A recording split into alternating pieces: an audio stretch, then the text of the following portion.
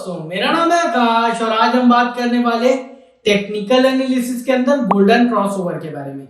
Golden crossover एक प्रकार से क्रॉसओवर रहता है दो मूविंग एवरेज का, जहां पर कि पहला मूविंग एवरेज का जो पीरियड रहता है वो 200 डेज का रहता है और सेकेंड जो मूविंग एवरेज रहता है वो 50 डेज का रहता है।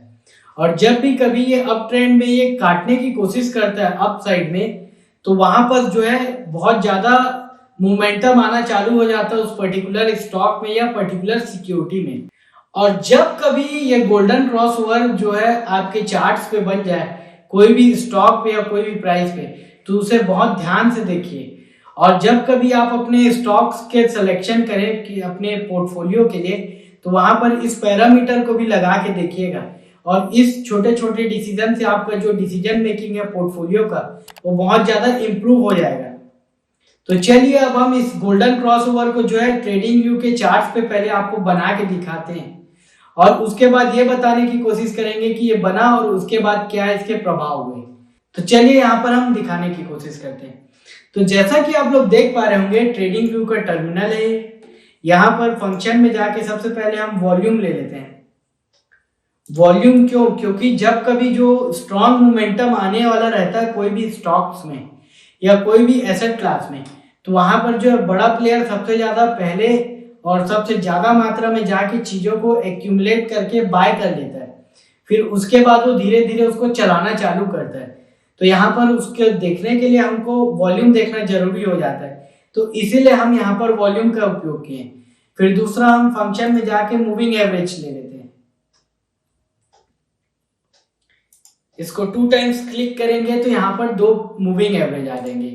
तो यहाँ पर जैसा कि आप लोग देख पा रहे होंगे 9 पीरियड का मूविंग एवरेज है और यहाँ पर हमने सिंपल मूविंग एवरेज लिया है। यहाँ पर हमने जो है सिंपल मूविंग एवरेज लिया है। अगर आप चाहे तो यहाँ पर एक्सपोनेंशियल मूविंग एवरेज ले सकते हैं, चैनल मूविंग एवरेज ले सकते हैं, लेकिन यहाँ पर जो सिंपल मूविंग एवरेज है वो भी बहुत बढ़िया काम करता है।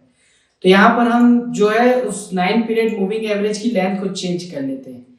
यहाँ पर हम उस मूविंग एवरेज की जो लेंथ है उसको 200 कर देते हैं और यहाँ पर सेकेंड वाली मूविंग एवरेज की जो 9 पीरियड है उसको बढ़ा के हम 50 कर देते हैं और फिर इसको कलर भी अच्छा कर देते हैं ताकि अच्छे तरीके से डिनोट हो सके।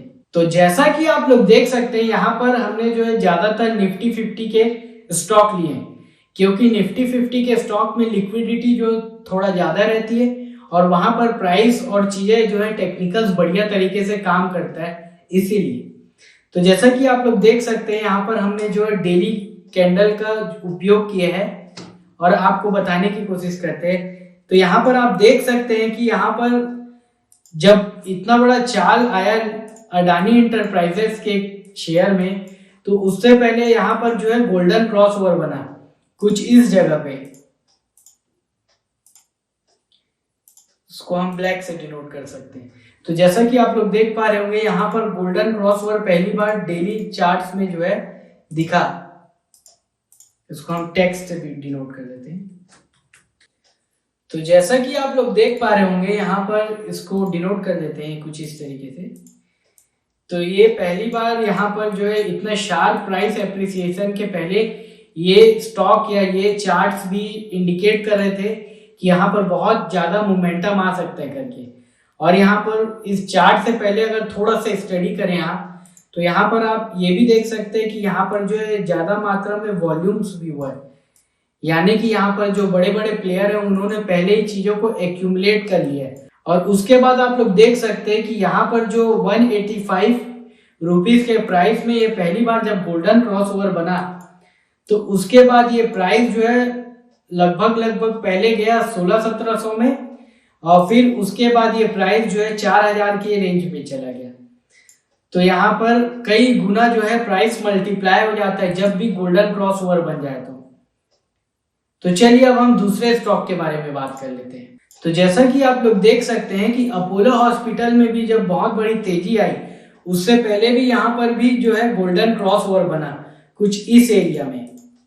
तो जैसा कि आप लोग देख सकते हैं अपोलो हॉस्पिटल के चार्ट्स में भी ये गोल्डन क्रॉसओवर बना और उसके बनने के बाद जो प्राइस है वो कई गुना जो है मल्टीफोल्ड मल्टीप्लाई हो गया। लेकिन यहाँ पर कई जो है ड्रॉबैक्स भी रहते हैं इस क्रॉसओवर को, जो है डेली कैंडल में उपयोग करने के, जैसे कि आप लोग को बनाते हैं हम। आप बोल सकते हैं यहाँ पर भी तो गोल्डन क्रॉस ओवर हुआ, लेकिन यहाँ पर जो प्राइस है वो शार्प अब क्यों नहीं गया? तो ये बात भी बहुत सही है कि ये बनने के बाद प्राइस तो सुना है कि ऊपर जाता है, लेकिन ये क्यों नहीं गया? तो यहाँ पर जब भी आप जो है इस गोल्डन क्रॉस ओवर को ज्यादा बड़े टाइम फ्रेम में देखेंगे तो वहां पर आपको जो है एक्यूरेट सिग्नल जो है ज्यादा हो जाते हैं, वहां सिग्नल की एक्यूरेसी। लेकिन अगर आप वहां डेली चार्ट्स को देखेंगे तो वहां पर जो है फंसने का संभावना ज्यादा हो जाता है और वहां स्टॉप लॉस जो है बार बार हिट होता है, तो आदमी का जो मनोबल है वो डगमगा जाता है और वहां पर इस साइंस से जो है भरोसा उठ जाता है। लेकिन अगर आप इसे जो वीकली कैंडल में देखने की कोशिश करें तो यहाँ पर जो है कम सिग्नल मिलते हैं, लेकिन बहुत ज्यादा एक्यूरेट सिग्नल मिलते हैं। आपको ये 1300 से पहले आपको कुछ इस जगह में एंट्री करवा देगा, जैसा कि आप लोग देख सकते हैं। लेकिन यहाँ पर जो फॉल सिग्नल है आपको बहुत कम मिलेगा। तो यहाँ पर ही इसका गोल्डन क्रॉसओवर बना।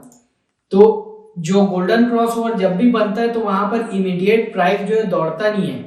कई बार क्या, कई सारे मैक्रो इकोनॉमिक फैक्टर आ जाते हैं या ग्लोबल इकोनॉमिक फैक्टर आ जाते हैं, जिसके कारण की प्राइस में दबाव आ जाता है, तो वो कुछ समय के लिए परफॉर्म नहीं कर पाता।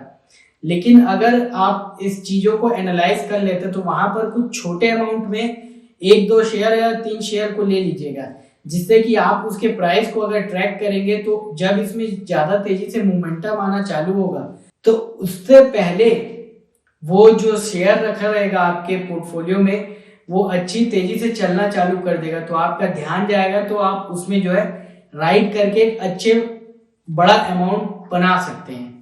तो चलिए अब हम दूसरे एग्जांपल देख लेते हैं।